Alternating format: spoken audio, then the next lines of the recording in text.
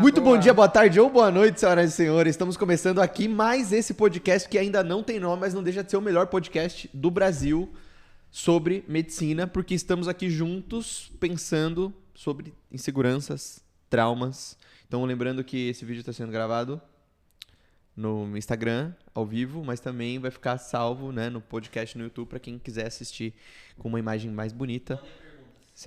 Pode deixar as perguntas aí também sobre traumas, insegurança, etc. A gente vai falar muita coisa sobre genômica, a influência da genética no comportamento, a influência da bioquímica, do estilo de vida no comportamento e também a influência dos traumas, né, na insegurança. Muita coisa para falar, a gente vai tentar dar uma resumida e pelo menos dar um overview para vocês montarem um esqueleto, né, de como a gente observa aqui na clínica, como a gente entende e no final das contas também dar meios, né, para vocês conseguirem se cuidar, né? Bom, quem quiser assistir esse vídeo com a gente mais bonito e mais nítido, pode assistir no YouTube mais tarde. E agora eu queria começar falando com Mila. Então, Mila, o que você tem para falar pra gente sobre insegurança? Primeiro se apresenta. Sim. E depois habla. Então, eu sou a Mila, sou médica do estilo de vida aqui na clínica e me arrisco a dizer que o que a gente mais trata aqui é a insegurança. De uma forma mais... O assunto, né, que a gente está mais tratando aqui nas pessoas, porque tem muita relação com a dificuldade de mudar hábitos, nosso estilo de vida, porque a insegurança, na verdade, é uma falta de confiança em si mesmo para tomar decisões. A gente não consegue tomar decisões por não acreditar que tem uma habilidade para isso. Então, é uma falta de percepção de que você tem uma capacidade, uma habilidade para tomar aquela decisão. Então, isso gera medo e pode paralisar ou pode desenvolver outra resposta emocional também por essa percepção. O que é que você acha que é insegurança, Fabrício? Eu acho que a insegurança... Se apresenta primeiro, cara. Você Bom dia, pessoal. Dormiu com a galera aí? Bom dia, pessoal. Um prazer estar falando aqui diretamente da clínica mais amada do Brasil. Da Rede Tupi. Eu sou Fabrício Gerardi, eu sou médico, com formação na área da psiquiatria e também da medicina ayurvédica. E também faço estudos aí na área do uso terapêutico das substâncias psicodélicas para tratar os distúrbios psiquiátricos, né? Então, a insegurança é basicamente um sentimento ela vai cursar com um sentimento de inadequação. Então, é aquela pessoa que não se sente segura em ser ela mesma, né? Então, ela não consegue ser espontânea, não consegue se colocar no mundo de uma forma verdadeira, né? E acaba que o que ela acha dela mesma está muito atrelado à opinião dos outros. Então, se alguém vai lá e faz um elogio, ela fica super feliz. Se alguém traz uma crítica, é o fim do mundo, né? Então, eu vejo mais ou menos por aí.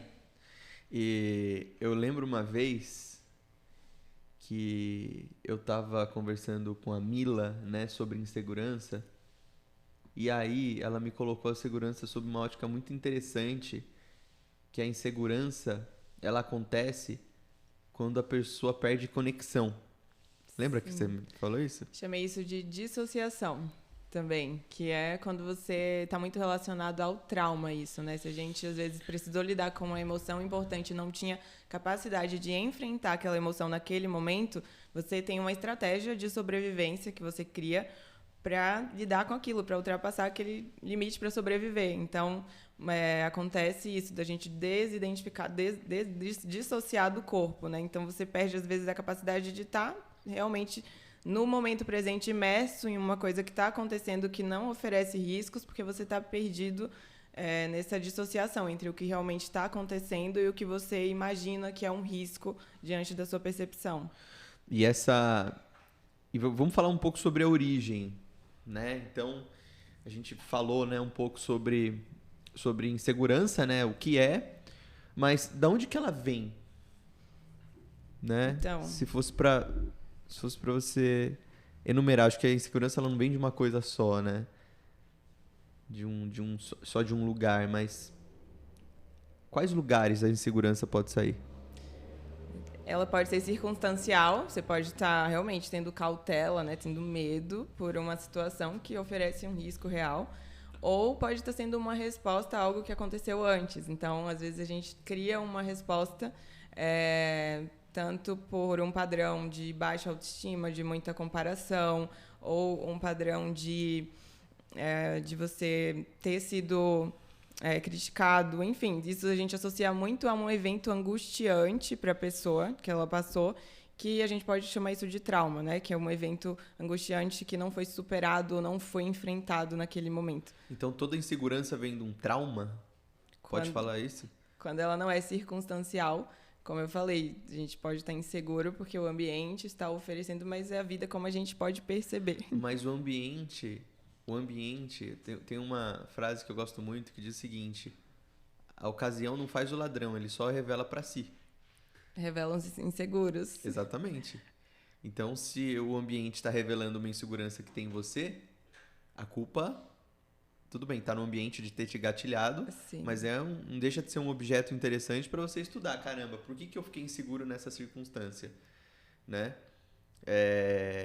O que você acha disso, Fabrício?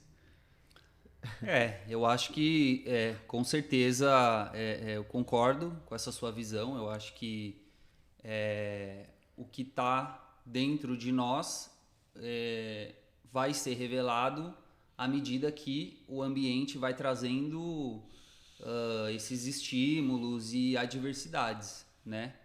Mas um ponto importante, né, que eu pensei aqui enquanto você perguntou para a Mila quais são as causas, né?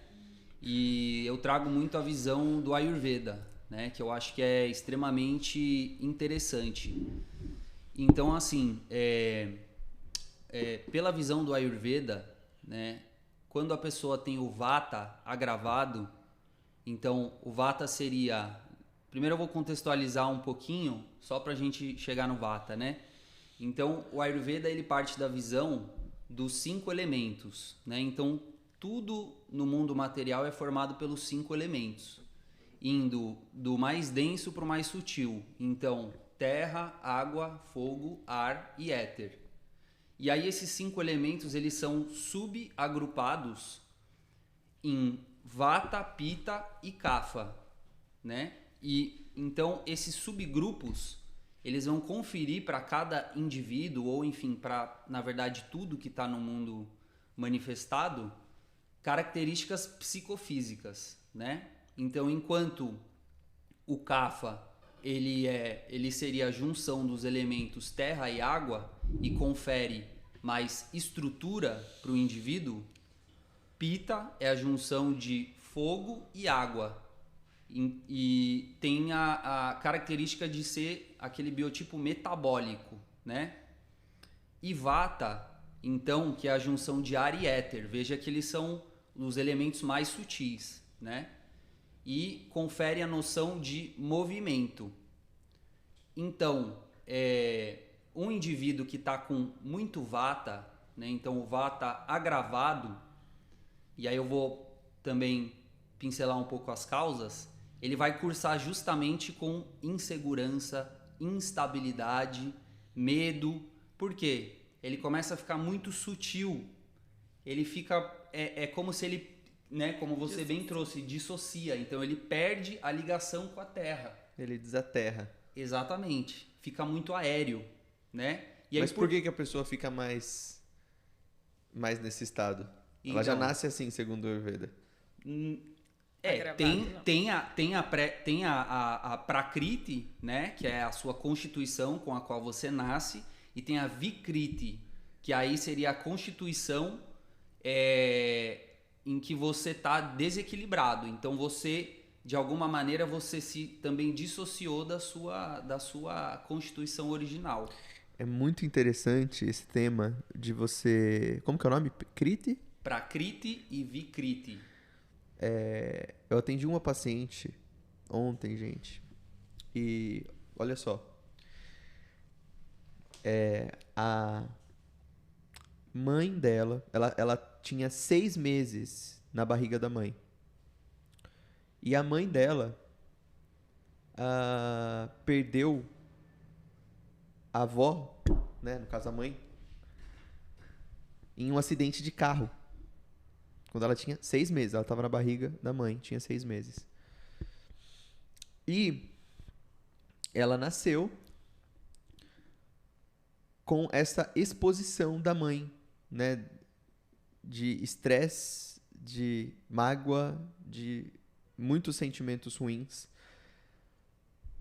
E esses sentimentos, eles são passados de geração em geração por mecanismos epigenéticos. Então, eu convido vocês a ler o 3º capítulo do nosso livro, né, de Medicina e Nutrição de Precisão, onde a gente fala, a Laís, que é uma pesquisadora incrível de Cambridge, ela traz exatamente esses mecanismos epigenéticos, né? A gente chama isso de imprint metabólico ou programação genética, que é justamente isso, né? Como a gente programa bem ou mal os nossos genes, né? E nesse caso, né, o que aconteceu? Fez com que essa criança, desde pequenininha, crescesse com medo. Então, ela tinha medo de tirar sangue, ela tinha medo de ir na escola, ela tinha medo... Porque muito provavelmente aquela trauma gigante, porque a mãe ficou acamada por vários meses, né? Teve até que tomar medicação, né? Para sair ali da crise, né? A gente sabe que medicação psiquiátrica no paciente gestante não é a melhor coisa que existe. Então, olha quantos eventos, né, aconteceram e que o genoma a gente não muda, né? A gente vai passando o genoma de geração em geração e a genética mais ou menos estática, ela vai mudando conforme os cruzamentos genéticos, né, de pai e mãe. Agora, o epigenoma você consegue mudar. E um dado interessante que eu queria trazer é que o nosso epigenoma ele é mais suscetível a modificações até os 7 anos de idade. E aí eu queria trazer dois lados, né, da moeda, né? Porque até os 7 anos de idade, o que a gente lembra normalmente até os 7 anos de idade? Pouquíssimas coisas, né? Então, lá no congresso que eu tive fora do país, em Harlem, né, nos congressos de psicodélicos, eles falam justamente isso, né? Que os psicodélicos são muito interessantes porque eles ajudam a acessar esses hidden traumas, né? O Fabrício estava comigo até.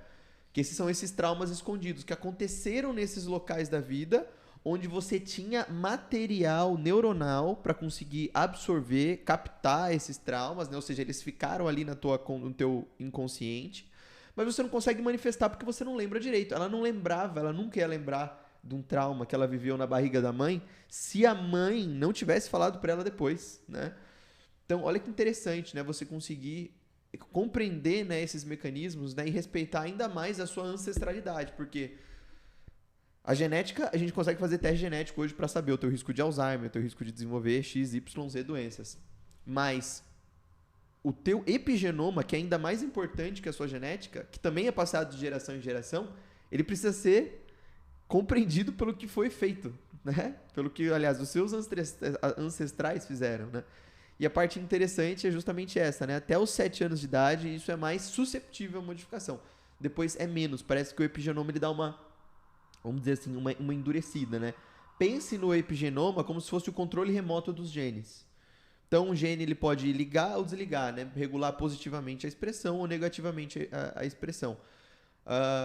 O epigenoma ele é moldado pelos nossos sentimentos, pelo nosso ambiente, pela nossa nutrição, pelo nosso estilo de vida, que é a parte 2, né, que a gente vai falar sobre o tratamento dos traumas, porque eu tenho uma habilidade, né, boa de deixar o paciente bem quimicamente, né, com estilo de vida, com nutriente, dormindo bem, atividade física. Você concorda comigo que é muito mais difícil você derrubar um castelo de pedra do que um castelo de areia? Então, você trabalhar em torno disso vai deixar uma mente cada vez mais forte para os diversos traumas que ela vai passando na vida, para ela ficar menos insegura, vamos dizer assim, tá?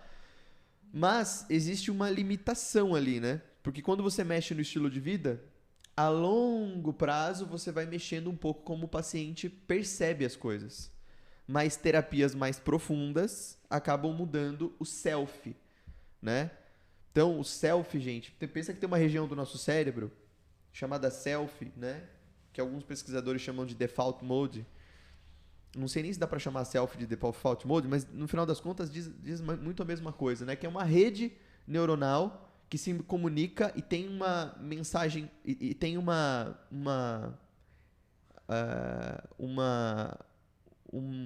como se fosse uma arquitetura pré-estabelecida, né, de sinapses que está ali operando de maneira igual todos os dias, né? É só rede de modo padrão, né? Como você enxerga a vida. Então, o default mode ou self, ele foi moldado desde lá onde você estava na barriga da sua mãe ou antes, até, né, os dias de hoje, né, principalmente até os 7 anos de idade. Então, tudo que você viveu, tudo que você experimentou, tudo isso vai mudando a tua percepção de como você enxerga as coisas, né? Então, qual que é o maior trabalho de um psiquiatra, de um terapeuta, de um médico, de um psicólogo, de um paciente, de um profissional que quer mudar um pouco a mente, né, do paciente? É, de alguma maneira, desestruturar o self dele, né? Que é como ele percebe as coisas. Porque no final das contas o problema não é o problema, né? Então pensa que essa xícara aqui é o problema, eu estou enxergando ela, só que se eu virar ela assim, eu estou vendo outra versão do problema. Se eu virar assim, eu estou vendo outra versão do problema, assim eu estou vendo outra versão do problema. Então eu começo a entender que o problema não é a xícara, o problema é como eu estou enxergando a xícara. E esse é o papel, né, dos profissionais de saúde. Como a gente pode enxergar essa xícara de uma maneira diferente? Quais são os tratamentos, né, que a gente pode oferecer e como que a gente aplica isso, né, no estilo de vida? Acho que a primeira pergunta é se a gente precisa mesmo acessar a causa. A insegurança é um padrão de comportamento, né? Ela vai trazer padrões de comportamento na vida profissional, amorosa, na autoestima do paciente, na vida pessoal, relação dele consigo. Mas a questão, quando a gente fala de tratamento, todo mundo tem estrutura para acessar exatamente a raiz, a causa foi aquela. Então, às vezes, a gente consegue abordar a insegurança não indo exatamente na dessensibilização do paciente, à exposição àquele trauma. Então, a gente vai primeiro fazer o que você faz, né? Que é a neuroquímica aqui para uma pessoa se sentir segura. O que é que precisa ter no cérebro dela? Como é que esse intestino precisa estar para me dar substrato mesmo, para eu ter neurotransmissor, para me sentir seguro? Se eu resolvi isso, conseguir mexer, e aí não tem resposta, o paciente sabe, a gente tem informação, exatamente como esse podcast hoje em dia, para entender qual a vida que eu gostaria de criar hoje. Meu dia ontem foi exatamente usando tudo que eu aprendi para me tratar da melhor forma, para me cuidar no 100%, ou será que eu estou frustrada porque eu sabia que podia me cuidar melhor e não consegui colocar em prática? Então, geralmente, nosso estilo de vida nos frustra porque a gente não está colocando em prática algo que a gente sabe que é muito bom para a gente. Então, criar um estilo de vida novo, mas entendendo quem é aquele paciente, o que ele pode acessar para criar esse padrão. Aí a gente estuda hábitos, eu fui estudar neurociência, eu queria ajudar o paciente a mudar mesmo. E aí, acho que o fundo disso tudo é visitar o trauma, que é meio que uma abordagem também do tratamento da Ayurveda, né? Que você não vai diretamente vamos ir lá no fundo agora, no subconsciente, porque sempre é isso. Senão a gente vai falar para todo mundo ficar revivendo. Tá, e qual é o seu trauma? Todo mundo aqui eu acho que é traumatizado no nível de percepção que a gente tem, mas o trauma foi um evento que me condicionou uma sobrevivência, me gerou um padrão de comportamento. Se aquele padrão está limitando o meu estilo de vida hoje, porque eu gostaria de estar me cuidando melhor e não estou conseguindo, então eu vou precisar ir um pouco mais fundo. Então a gente tem como acessar isso de uma forma profunda ou um pouco mais superficial, talvez, ou aos poucos, como a dessensibilização pelo movimento rápido de olhos, de você saber qual é a experiência que te condicionou esse comportamento e a gente acessar cada vez mais emoções que estão naquela situação da cena e você ir dessensibilizando e ressignificando, porque, na verdade, a gente precisa de uma emoção para ressignificar. Então, muitas pessoas fazem psicoterapia por anos e já sabem exatamente, nossa, aquilo ali foi difícil para mim, depois daquilo eu silenciei. Eu não me expresso mais como antes. Então, falar sobre o assunto exatamente não trata. Então, às vezes, a gente precisa trazer emoção junto para ressignificar. E é isso que as terapias, tanto com a promessa aí dos psicodélicos no futuro, ou o EMDR, ou neurofeedback para mudar as ondas cerebrais. A própria meditação faz isso que o neurofeedback faz, se a gente medita todos os dias. Então, tem que entender quem é o paciente e como ele se conecta com esse tipo de tratamento, para a gente criar um estilo de vida que está tratando ele no presente. Senão, ele fica revivendo um gatilho do passado e fica incapaz de criar a vida que ele quer no futuro por conta dessa insegurança. Tem duas coisas que eu queria falar antes de ouvir a opinião do Fabrício. Perfeito, né? Então, você só cura... O cérebro é um órgão totalmente emocional, né? Então, você cura uma emoção ruim com outro sentimento equivalente, né? Um outro sentimento não equivalente, né? Mas Intensamente equivalente. Intensamente equivalente, né? Só que diferente, né? No caso oposto. E o que eu ia falar? Esqueci agora. O cérebro emocional. Não. Ah, tá, não. Sobre o tratamento, né? Porque a Mila falou uma coisa muito interessante, gente, porque o melhor tratamento é aquele que você consegue fazer. Então, para você conseguir fazer, precisa ter 3 itens principais, que é gostar, funcionar, você precisa ter resultado, você ficar motivado, e adaptar, né? Então, se o profissional ele tá com essas 3 ferramentas na mão, ele está conseguindo cuidar do paciente a curto, médio e longo prazo, que é o que vai dar resultado, constância. Né? Então, saber indicar, né, o tratamento preciso, saber como se conectar com aquele paciente, né? Não ser só profissional. Eu vejo muitos profissionais que são excelentes profissionais, mas acabam não se conectando com os pacientes por deixarem o lado humano de lado. Né? E o que conecta uma consulta é você sair do teu jaleco, é você se conectar com as pessoas pelos mesmos erros que ela, né? Acho que sempre vai ter uma coisa que você é muito parecido com aquela pessoa. Somos humanos e erramos de maneira muito similar, muitas vezes. Então, quando você começa a colocar esses erros seus também, né? Uma vez uma paciente, ela falou que ela fez uma coisa muito, tipo, assim, absurda, assim. Eu até fiquei surpreso dela falar uma coisa assim. Só que eu já tinha feito uma coisa parecida. Não vou falar porque não veio um caso aqui.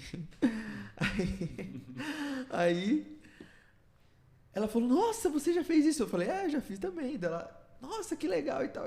Cara, que é interessante, né? Como a gente se acaba se conectando, né? Pelas pessoas, pelas nossas falhas, né? E agora é com você, Fabrício. Ainda falando um pouco dessa conexão entre médico e paciente, e não só entre médico e paciente, mas entre as pessoas no geral. Tem umas linhas aí da psicologia que dizem que é muito mais fácil a gente se afinizar com uma outra pessoa que tem traumas parecidos com os nossos, né? Porque aquele trauma está ali no inconsciente, ele está gerando uma certa vibração no seu campo mental, e aí naturalmente que quando você encontra um semelhante nessa mesma frequência, é muito mais fácil de você se conectar, né? Sim. Então acho que é muito complexo, né, a gente falar de inconsciente, do subconsciente, né? Tem alguns pesquisadores que não gostam muito desses nomes, mas chame como você quiser. Existe uma parte muito grande da nossa mente que opera de maneira semi-independente, vamos dizer assim, né? E alguns pesquisadores falam que 95% da mente opera de maneira semi-independente, que é o inconsciente, né? E só 5%, né? No caso essa testinha aqui, que é o córtex pré-frontal, racional, que tem as nossas escolhas racionais, conscientes, etc. Ou seja, você que está assistindo esse vídeo, olha para sua roupa. A cor da sua roupa, muito provavelmente quem escolheu foi muito mais o teu inconsciente e coisas que você viu que você nem lembra do que uma resposta consciente, racional do momento, né? Por que é muito interessante a gente compreender esses aspectos? Ora, se você está colocando máscaras o tempo todo para responder as perguntas, para viver em sociedade, né? E você não conhece o porquê dessas máscaras, né? Que foram instaladas muito tempo atrás, você vai continuar repetindo o padrão de comportamento. Então, essa é a magia, né, de você compreender um pouco mais sobre a tua mente inconsciente, né? Você ir desfazendo esses nozinhos, né, essas máscaras, para ter um pouquinho mais de autonomia, né? Não sei até o quanto a gente pode ter de autonomia de fato, mas ter uma vida um pouco mais leve. Posso chamar assim, Mila? Mais autêntica, né? Você sentir que tá criando a tua vida e não que você tá condicionado a circunstâncias ou que você é vítima da tua biologia ou da tua história, enfim. Você traz consciência, você vai... A partir do momento que você fica consciente de algo, você pode lidar com aquilo também. Então, não tem como cuidar da saúde, como cuidar de si sem envolver essa dinâmica, né? A gente cuida aqui muito da desbiose, e aí eu assisti uma aula uma vez que trazia a desbiose como uma dinâmica, não é algo específico do nosso intestino. Então, se a gente não interfere em como o paciente está recriando essa dinâmica, a gente vai tratar, vai ler o genético, vai trazer o melhor ambiente, os melhores nutrientes, e ele vai tratar e recriar a mesma desbiose, porque ele vai recriar a mesma dinâmica. Então, quem é essa mente que está criando esse dia para o paciente? Então pensa, gente, que eu sou um mecânico aqui na clínica. Então eu vou parafusar, eu vou encher o pneu, eu vou trocar o óleo do motor, colocar gasolina, enfim, o carro vai ficar bom. Só que quem cuida dos motoristas dos carros são eles dois. E outros terapeutas aqui, né? Marcelo, Sandra, etc. Gui. Se você não muda o motorista do carro, você volta a bater no mesmo lugar do poste. Você pode ter uma Chevette ou você pode ter uma Ferrari. Você vai botar carro no mesmo lugar, porque você não mudou a percepção que você tem das coisas. Exato. E, Fabrício, falando de motorista do carro, quais perguntas você faz ou o que você propõe para o paciente para ter um pouco mais autonomia, né? Quais são suas estratégias? Porque assim, gente, acho que sem dúvida, você já deve ter percebido, né? Acho que todo mundo aqui já passou numa consulta médica, né? E toda consulta médica, ela vem munida de muitos eventos, né? Então, existe muita ciência por trás, existe muitas experiências que o médico viveu com aquele caso, mas também o médico acaba trazendo, sem dúvida nenhuma, muita experiência de si, né? Das experiências que ele passou. Isso acaba influenciando muito também no tipo de tratamento que ele vai propor. Então, por isso que você sempre vai numa consulta médica, e se você ir em 10 médicos diferentes, você vai ter 10 tratamentos diferentes, não vai ter jeito, né? Mesmo que os médicos tenham até a mesma formação. A gente vê isso com muita frequência, né? Então, sabendo dessa... Que existe um from, né? Existe um ponto de partida dessa iniciativa do tratamento médico. O médico também precisa ser um ponto de cura, Fabrício, né? E o que você faz para ser, né, essa pessoa, né? Porque eu acho que semelhante cura semelhante, você precisa estar, entre aspas, curado de algumas maneiras para poder trazer esse paciente no mesmo lugar, né? Porque se você nunca foi para a China, você não consegue levar ninguém na China. Então, como você faz isso em você? E segundo, como você analisa isso no paciente? Quais são as premissas básicas, assim, numa consulta que você fala, cara, essa mensagem eu preciso passar, ou isso eu preciso entender do paciente? Tempo na tela. Então, lá na conferência, em uma das palestras de um psiquiatra americano, ele trouxe no finalzinho uma frase de Jung, e que ele dizia assim, que nós, né, médicos, somos o próprio instrumento, né? E que se a gente não se conhece, a gente não vai estar bem. E se a gente não vai estar bem, como é que a gente vai poder ajudar o paciente a ficar bem, né? Então, eu acho assim de extrema importância que o médico se conheça, né? Que ele faça esse mergulho interno, e aí tem uma série de ferramentas, né?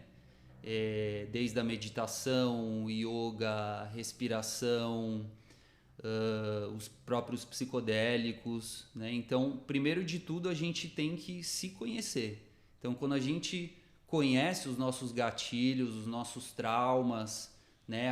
Aqueles pontos do nosso ser que precisam ser trazidos à consciência, aí fica muito mais fácil a gente conseguir também guiar o paciente nesse caminho, né?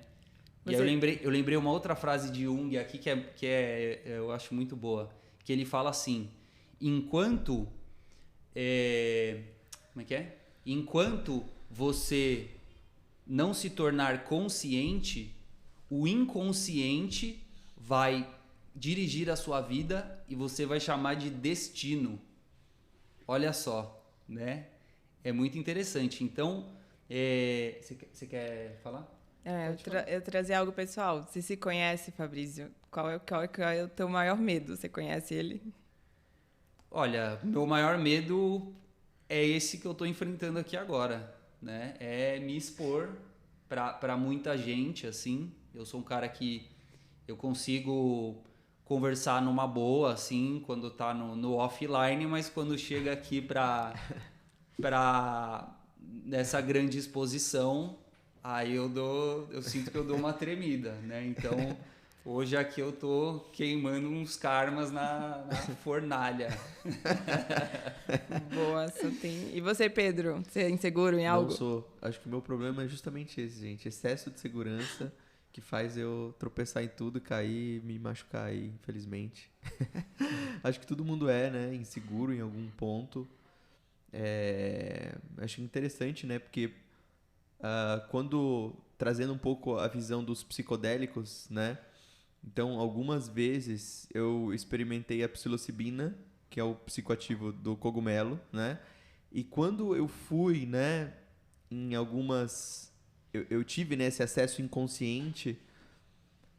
Olha que interessante, né, essa frase do Fabrício, né? Que quando o inconsciente... Como o inconsciente, ele acaba levando você, né? Quando você não está consciente das coisas. E a Mila, ela fala uma coisa muito sábia sobre insegurança que está relacionado a abuso, né, Mila? Então eu fui em momentos da minha vida que eu não lembrava. Olha que loucura. Eu era muito, muito pequeno, mas que eu fui abusado por certas pessoas, né? Abuso físico, né? Abuso psicológico, né? E aquele abuso ficou marcado em mim. Na época não, né? Porque eu não lembrava, né? Os hidden traumas, os traumas escondidos. Só que isso fazia, de alguma maneira, eu ter algumas atitudes abusivas comigo e com outras pessoas. Às vezes, de ser grosso, né? Às vezes de ser injusto. Às vezes, porque eu tenho uma posição aqui de liderança, às vezes eu sou um pouco tóxico, né? Enfim, né? E quando eu comecei a entender que, caramba, isso não é porque eu tô estressado. Porque assim, quando um cara buzina no trânsito, né? Você põe pra fora aquilo que você tem dentro de você. Então não foi a buzina do trânsito que fez você gritar com a pessoa, mas sim coisas que você carrega lá dentro de você mesmo, né? Então, por isso que eu sou muito, muito fã de psicodélicos, né? Nossa, por mim, cara, deveria ter políticas públicas, né, para serem estudados com muito mais, né, vontade, né, do que é feito hoje em dia, porque realmente são ferramentas assim absurdas, né? Eu já fiz algumas vezes ayahuasca, acho que vale a pena a gente gravar um podcast depois só de psicodélico, né? Com certeza. Porque assim, eu não quero falar de novo, né, pessoal? Eu acho que eu tenho uma visibilidade que eu gosto muito daquela frase: se a verdade matar, deixe morrer. Então eu tô falando sobre as minhas experiências, né? Não tô falando para você experimentar ou não. Eu também sou muito desidentificado com as coisas. Eu acho que o psicodélico é uma grande ferramenta, mas também não é para todo mundo. Mas a minha experiência foi realmente essa. E, de verdade, eu acho que eu nunca conseguiria chegar nesses lugares se não fosse com essas ferramentas que ampliam a tua consciência e colocam com uma lupa. Olha o que aconteceu com você quando você tinha 4 anos de idade, aquela pessoa que te abusou e agora você... Né? Então foi até um mantra, né, que eu conversei com a Mila depois, né? Porque a Mila foi quem me...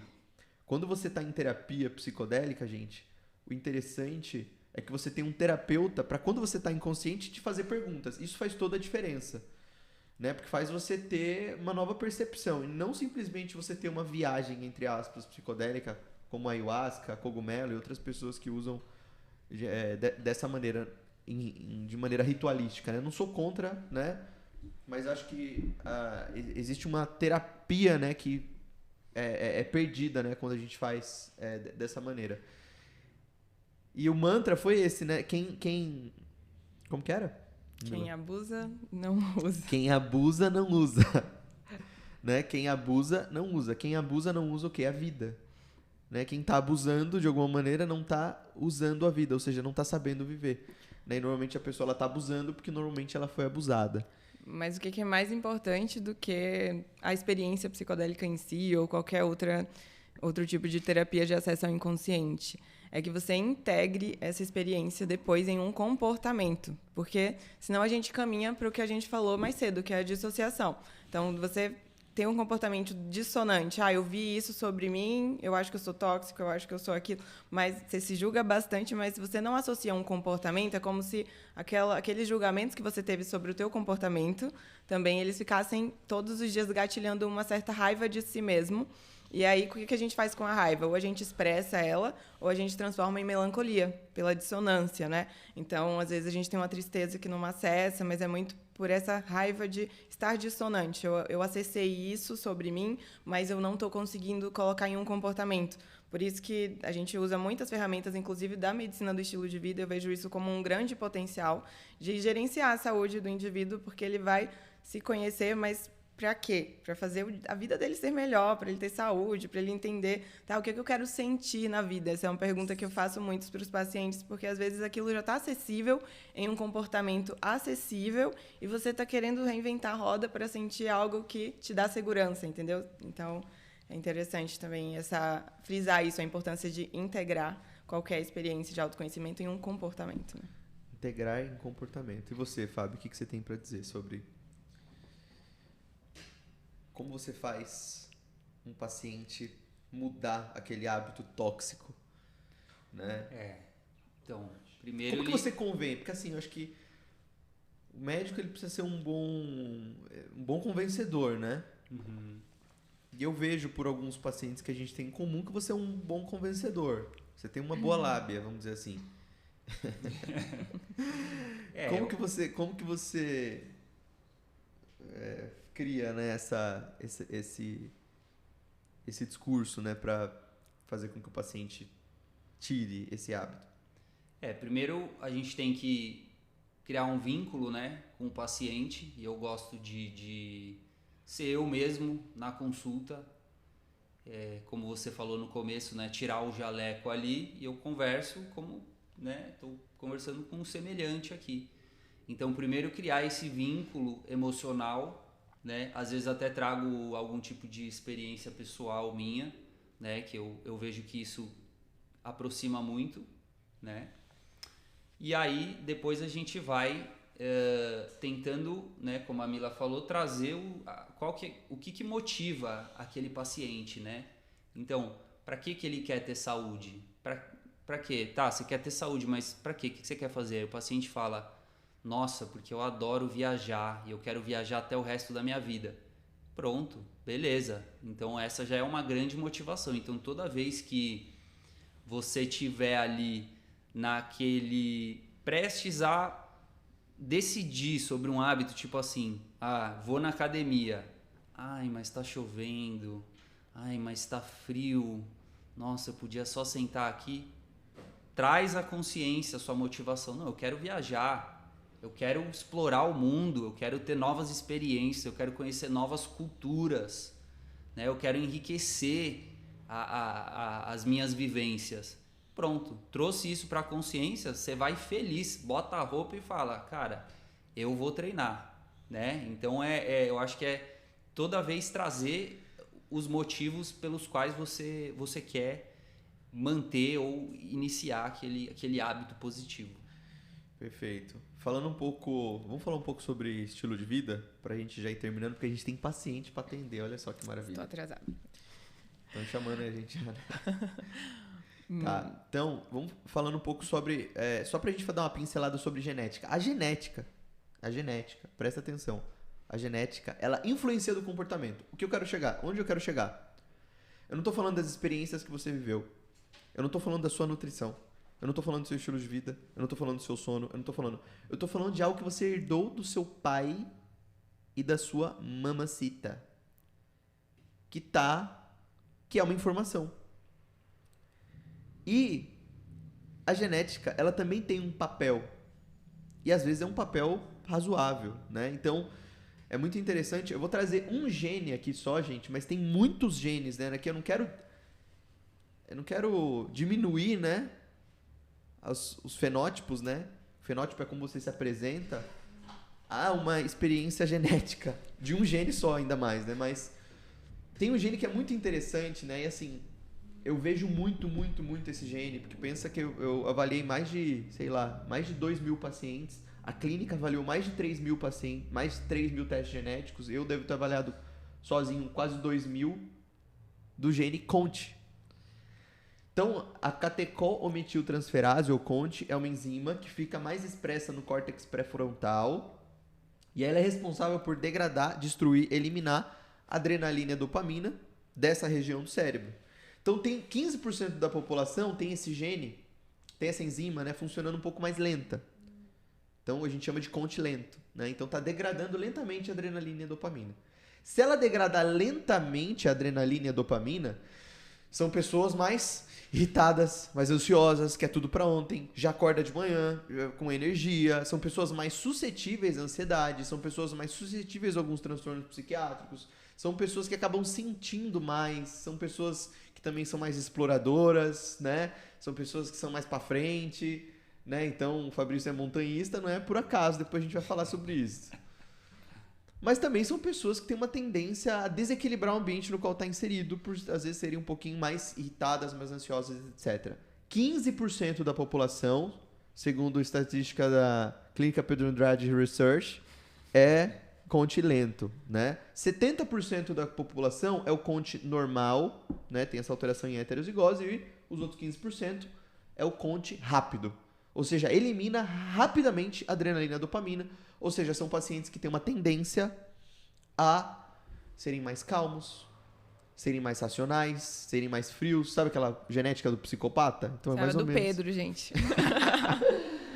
Então, são pessoas que têm uma tendência a pensar muito, mas esse pensar muito pode virar um TDAH por hiperfoco, por exemplo, né? Pode virar uma procrastinação, né? De novo, né? Não tô falando que uma coisa define a outra, mas ajuda muito, realmente, né? São pessoas mais preguiçosas de manhã, aquela pessoa que tem dificuldade de aprendizado, dificuldade de memória, aquela pessoa que é um pouco mais lenta, vamos dizer assim, né? Que então, é o Kapha do Ayurveda. Isso que eu ia perguntar. Qual que é? Então, o Kapha seria o biotipo que tem mais estrutura, né? Então, provavelmente, inclusive, esse é um tópico bem interessante para a gente fazer um novo podcast, que é o Ayurgenomics. Então, é a junção do conhecimento ancestral do Ayurveda com o conhecimento moderno da medicina de precisão, né? Então, o que o pessoal está estudando é o seguinte: eles pegam os indivíduos que têm, vamos dizer, maior predominância de um certo dosha, porque a gente tem os 3, né?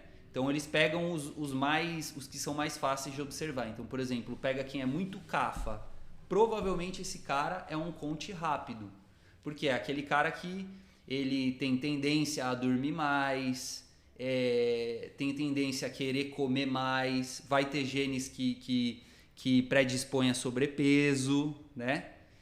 E tem essa coisa também de não querer arriscar muito, ficar mais na zona de conforto ali, mais tranquilo e tal. Eu acho que você é bem equilibrado, senhor. Você deve ser tridosha.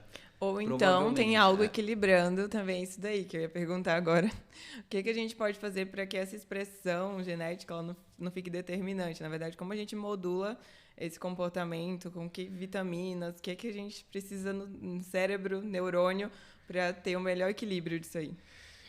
Então, só para antes deixar claro que os dois são CONT lenta. Então eles fazem parte, os dois aqui fazem parte de 15% da população que é CONT lenta. E eu sou CONT rápida, né? Então isso me ajuda, né, a ser um pouco mais calmo e tal, só que também me ajuda a ser mais procrastinador, enfim.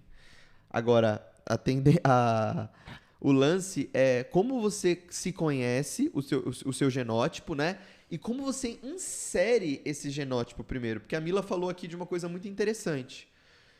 Como você expõe esses genes ao ambiente, né?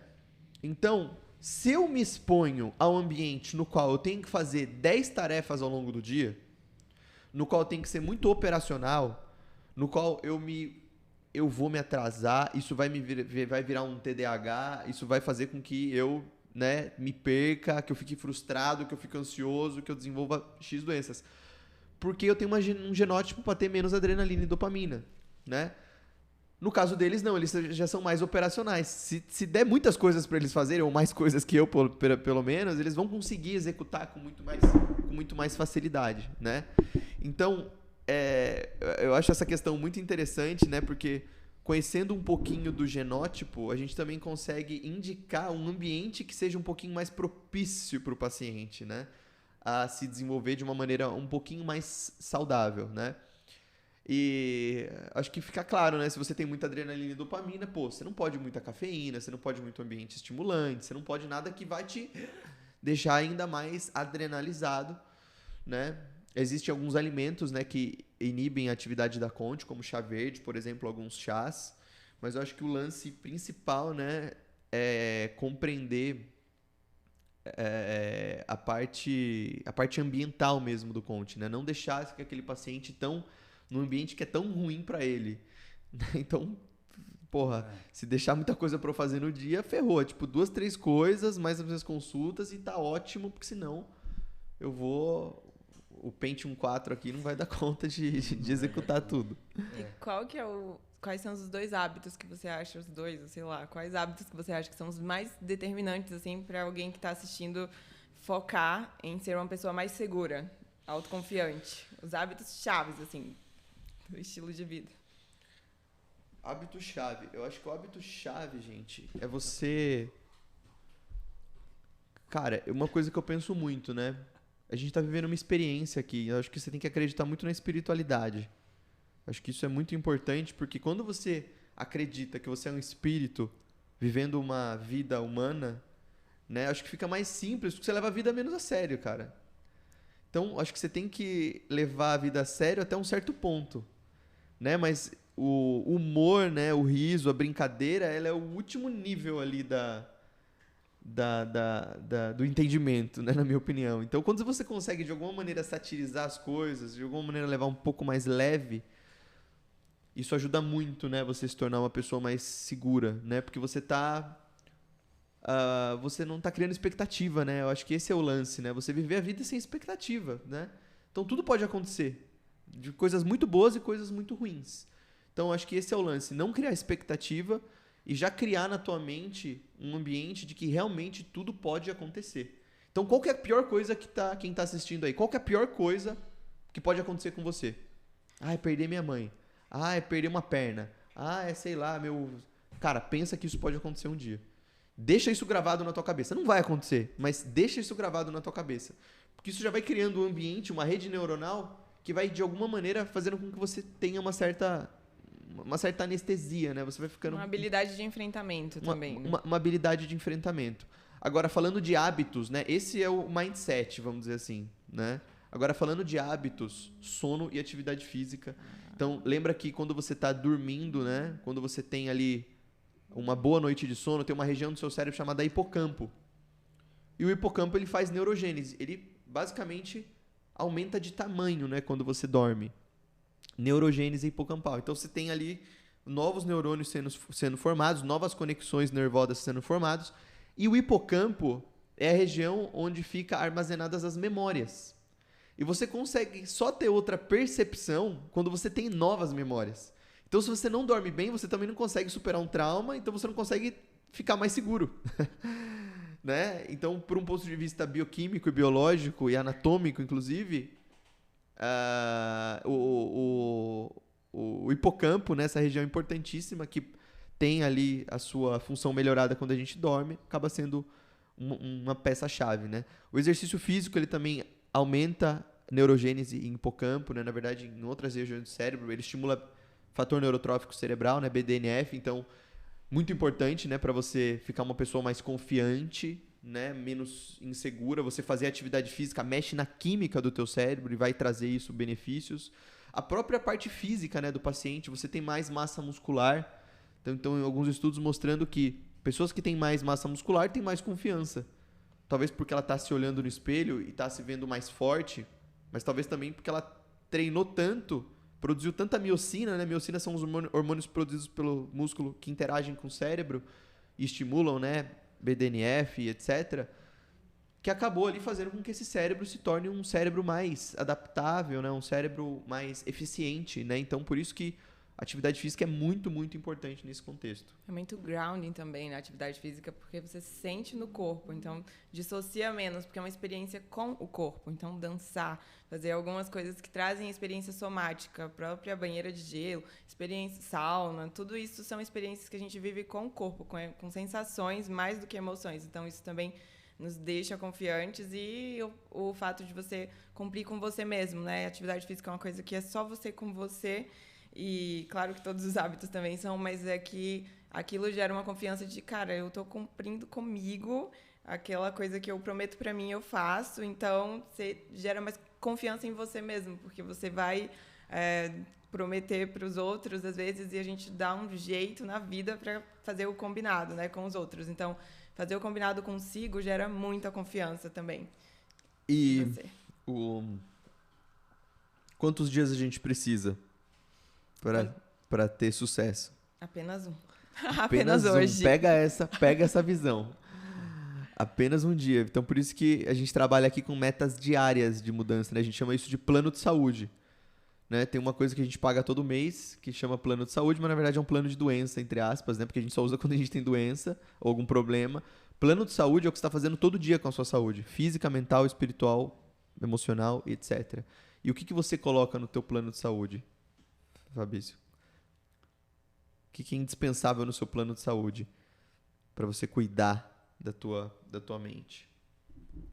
Do meu particular? Eu falei da atividade física, do sono. Tá, então. Eu vou trazer então o olhar do Ayurveda, né? Que eu enxergo o mundo a partir do olhar do Ayurveda. Então, a insegurança, ela é um dos sintomas de um vata agravado, né? Então, que é aquilo que a gente estava falando, o paciente fica meio dissociado do corpo, fica muito aéreo, muito no plano mental das ideias. Então, a gente precisa trazer os atributos opostos, né? Então, esse conceito dentro do Ayurveda chama Yukti Vyapashiraya. Saúde. Que é justamente a terapia dos opostos. Então, se o cara está muito aéreo, muito no plano das ideias, a gente precisa aterrar ele. Então, a gente vai trazer os atributos de pesado, quente, porque quais são os atributos do ar, né? Ele é leve, ele é áspero, ele é frio, ele é instável, ele é móvel. Então, a gente vai trazer os atributos opostos. Então, quente, oleoso, macio, pesado, né? E aí, como que a gente faz isso? Tanto pela alimentação, né? Então, quanto mais a gente nutre os tecidos, mais a gente está aumentando o kapha no corpo. E o kapha seria mais ou menos o contrário do vata, vamos dizer assim, para simplificar, tá? Então, com alimentos com esses atributos, com as terapias do Ayurveda, que a gente está trazendo aí para a clínica também, que vai ajudar muita gente. Já fica propaganda aí, gente. Muitas coisas. O que a gente está querendo fazer? Criar uma medicina realmente integrativa, entendeu? Que realmente integre todas as medicinas para a gente conseguir ter tratamentos mais eficientes. Pode continuar. Sim. E aí, eu achei bem interessante esse dado que você trouxe desses estudos, correlacionando massa muscular e segurança, porque o Ayurveda traz exatamente essa informação, né? E a gente sabe que o Ayurveda é uma medicina de mais de 6.000 anos. Então, veja, há 6.000 anos já era dito isso, de que o tecido muscular, que é chamado de mamsa, ele confere segurança e coragem e confiança. Então, essa é uma das prescrições também para um indivíduo que já tem muito vata na sua constituição, um indivíduo muito magrinho, longilíneo, que tem dificuldade de ganhar peso, essa é uma das indicações. Ganhar músculo para ganhar confiança e segurança, né? Vai aterrar mais. Perfeito. Bom, mais alguma coisa? Mais uma consideração? Acho que faltou a gente falar um pouco sobre nervo vago, né? Sobre intestino. Sim. Cara, muita coisa para falar, mas a gente tá extrapolando o horário. Só para dar um norte, né, gente? Existe um nervo que conecta, né, o nosso tronco cerebral em todo o nosso... Cuida de toda a nossa parte parasimpática, é o maestro do nosso organismo chamado nervo vago. Inclusive lá nos Estados Unidos eles estavam falando muito disso, né? De técnicas para a gente conseguir. A respiração diafragmática é uma delas. Então, 5 minutinhos de respiração diafragmática de manhã e à noite você já estimula, né, o nervo vago. Mas a questão é que o nervo vago é essa comunicação, né, entre o teu corpo com teus sentimentos, a tua mente. E se você não está com um bom nervo vago, você está produzindo menos ácido, menos enzima digestiva, você não está conseguindo absorver nutriente de maneira eficiente. Onde eu quero chegar? Alguns nutrientes mexem na formação de neurotransmissores. Então, se você tem desnutrição por muito tempo, deficiência de complexo B, né? Lembrando que o Fabrício, gente, ele é psiquiatra, mas também ele é meu paciente. Então eu queria que ele deixasse um testemunho aqui de como você começou a suplementar complexo B. Como que você se sentiu? Que você me contou. Foi... Claro que tem o efeito da mente também, né? Tem. O efeito placebo.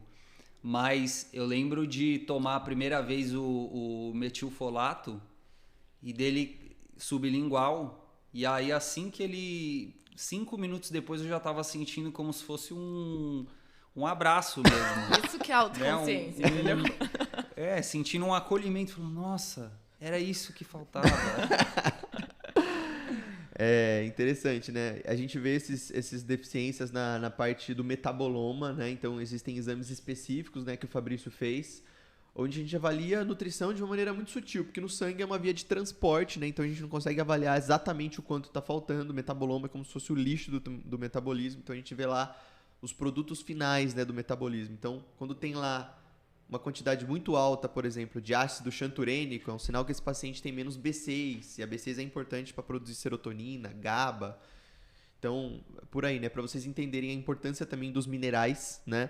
Tem estudos mostrando que deficiência de vitamina B5, aliás, cérebros com Parkinson, neurônios, né, você dosa ali a vitamina B5 no neurônio, tem tipo zerado, quantidade baixinha, né? Então, interessante como a parte nutricional ela também afeta, mas vamos falar isso em um outro momento, né? Acho que a gente falou bastante coisa. Queria agradecer a presença de todos aqui. Vai ficar gravado no YouTube. Mais alguma coisa, Casca de Bala? Tem algumas perguntas. Tem algumas perguntas? Então, 3 perguntas rápidas aí. Vamos lá.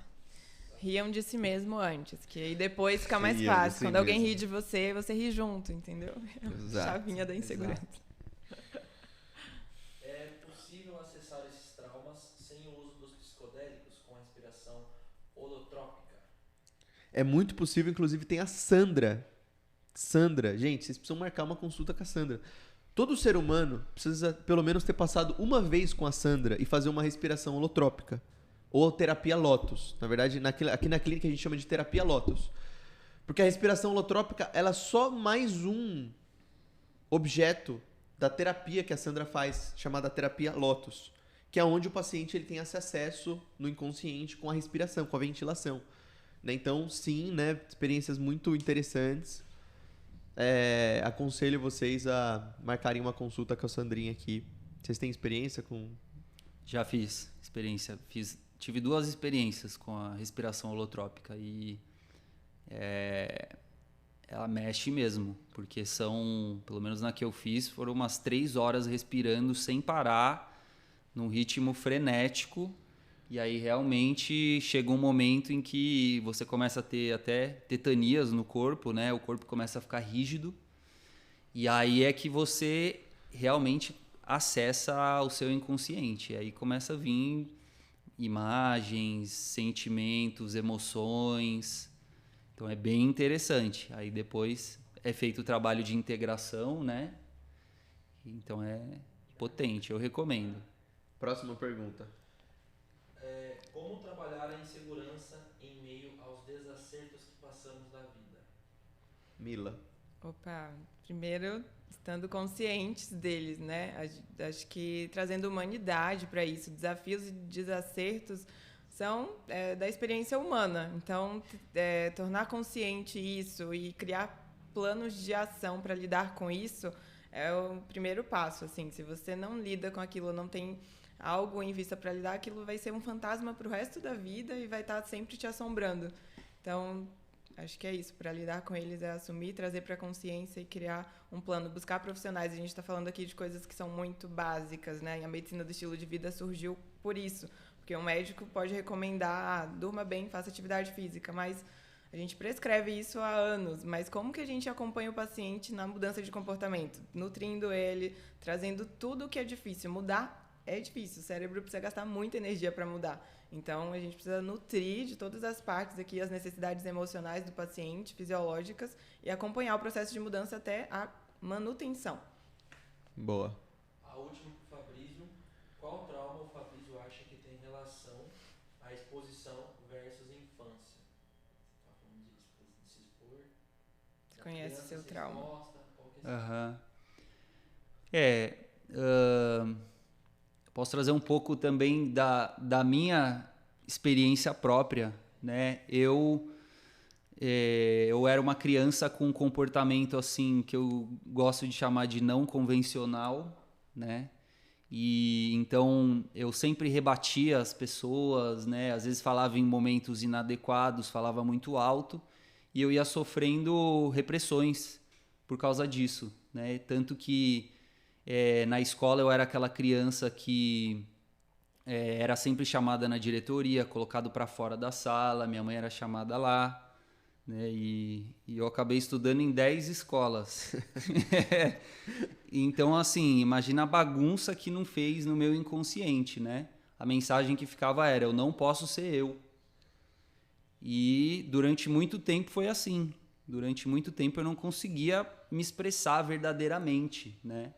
Então, às vezes eu ficava ali reprimindo, e aí quando eu me expressava era na impulsividade, acessos de raiva, né? Então, eu acredito que a insegurança, ela venha justamente da criança sofrer certas repressões, né? Então, é aquele menino que o menino não pode chorar, né? Que fala, menino não chora, menino não sei o quê, né? A menina não pode sentar de perna aberta, né? Então, são esses pequenos corretivos que vão, de uma certa forma, tolhendo a espontaneidade da criança, né? E isso vai gerando insegurança. A mensagem que fica é: eu não posso ser eu, não é seguro. Olha que interessante. E é justamente essa, Fabrício, a programação que quase todos nós tivemos, né? Porque a gente foi programado e está sendo programado até hoje para ser útil, né? Então, o que é programado para ser útil? O Fabrício tem que ter um bom cabelo, o Fabrício tem que ter uma boa roupa, o Fabrício tem que ser legal com os outros, o Fabrício tem que tirar uma boa nota, o Fabrício ele tem que acordar cedo, o Fabrício ele tem que ter um tênis da moda, e isso mais tarde vira: o Fabrício precisa bater a meta no trabalho, o Fabrício precisa ter um carro, o Fabrício precisa ter X, Y, Z, ter. E nessa troca, né, de ser útil para os outros, você acaba ficando inútil para você. É aquela troca de ser útil para ser amado. Você está sendo amado pelos outros, mas você acaba perdendo o teu amor próprio nessa de ser útil para os outros.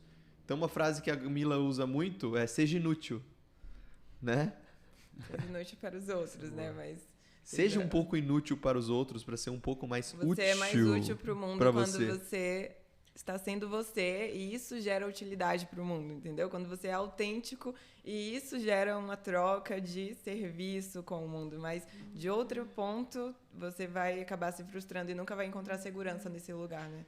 Exatamente. Então, muitas vezes a gente está se colocando e tentando se encaixar em 1000 lugares e está sendo até inútil para as outras pessoas no final das contas, de tanta utilidade excessiva que você tenta, quando na verdade você precisava ser só realmente você, realmente útil para você.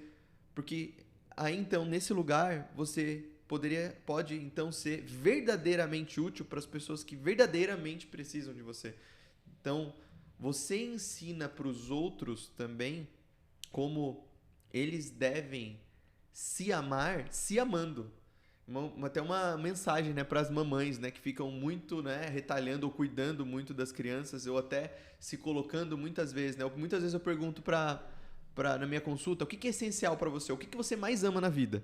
E a mãe sempre responde, e o Miguel, e o Renzo, e o Fabinho, o meu filho e tal. Eu não tenho dúvida que vocês devem amar seus filhos, mas vocês devem se amar em primeiro lugar. Porque se amando o Miguel, o Enzo, o Fabinho, a Ana, ela vai começar a se amar a partir daí. Então isso já começa, essa programação já começa desde cedo, né? Então, se amando você ensina como os outros devem se amar, e se amando você ensina também como os outros devem te amar. A maior prova de amor é o limite, né? A maior prova de auto-amor é o sim, o não, autêntico, né? Quando a gente tem o limite com as mãos, a gente saiu do trauma. Porque o trauma, ele tira a tua capacidade de colocar um limite. Então, recupere os seus limites, suas relações. Seus limites. É isso. No limite, então, pra gente terminar. Gente, gratidão pela presença de todos. Vai ficar gravado, vai ficar salvo no meu Insta. E é isso, uma mensagem final, Fabrício, você que tem aí, você que gosta de falar em horas inoportunas. Aqueles caras que começam a bulinar. Eu vou ficar com a frase da Mila, né? Seja inútil. Seja inútil para os outros. Seja inútil, essa é a mensagem de hoje, para ser útil para você. Namastê. Vamos. Valeu.